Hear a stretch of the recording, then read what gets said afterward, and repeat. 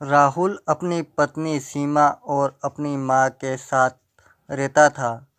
गर्मियों की छुट्टी में राहुल की बुआ फूफा अपने लड़के सोनू के साथ उनके घर रहने आए।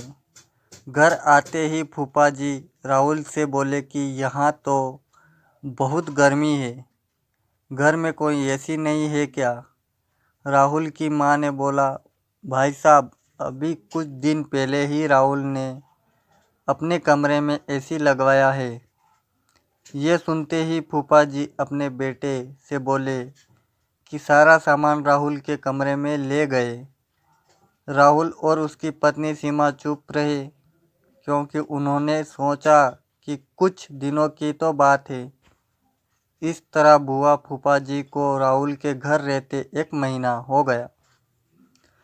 राहुल ने अपनी माँ से पूछा कि बुआ जी कब जाने वाले हैं? हम कब तक ऐसे ही हाल में सोकर अपना गुजारा करेंगे? राहुल की माँ बोली, बेटा, रिश्तेदारी का मामला है, हम कुछ कह भी तो ना ही सकते। राहुल की पत्नी सीमा बोली, वह सब तो ठीक है, लेकिन उनका छोटा लड़का सोनू सारा दिन घर में उद्यम करता रहता है। कल तो उसने हमारा नया सोफा बुरी तरह फाड़ डाला। राहुल इस बात पर बहुत गुस्सा हुआ कि नया सोफा फाड़ दिया। वह अपनी पत्नी से बोला, तुम सोनू को ऐसा करने से रोकती क्यों नहीं? सीमा बोली, जब से बुआ फूफा जी आए हैं कुछ कुछ खाने की डिमांड करते हैं, जिससे मेरा और माँ जी का सारा दिन तो रसोई में ही बीत जाता है।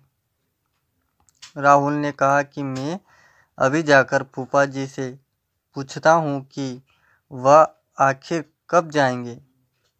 राहुल ने बातों बातों में फूफा जी से कहा कि 1 महीना हो गया है, आपके जॉब की छुट्टियां तो ख़त्म हो गई होंगी ना? फूफा जी बोले, राहुल, मैंने जॉब तो कब की छोड़ दी।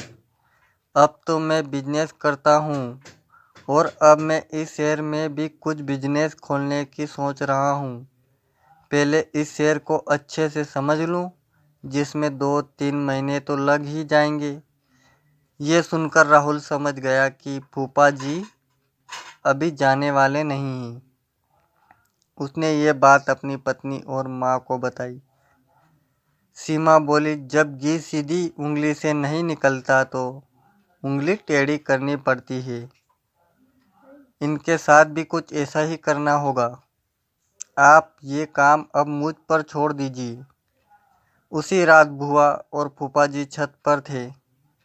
तभी उनका लड़का सोनू चिल्लाता हुआ उनके पास गया और बोला कि मैंने अभी एक चुड़ैल को देखा है। तभी एक चुड़ैल वहां आ गई और बुआ और फूफा जी को बोली कि तुम में से कौन पहले मेरा भोजन बनना चाहेगा। चुड़ैल को देखकर वह बहुत डर गए और उस घर से भाग गए। उनके जाने के बाद सीमा ने अपना चुड़ैल का मुखटा उतारा। बुआ के परिवार के जाने के बाद सबने चैन की सांस ली। सीमा की सास ने सीमा से कहा कि तू तो बड़ी अच्छी चुड़ैल बनती है। ये कहकर सब हंसने लगे। धन्यवाद।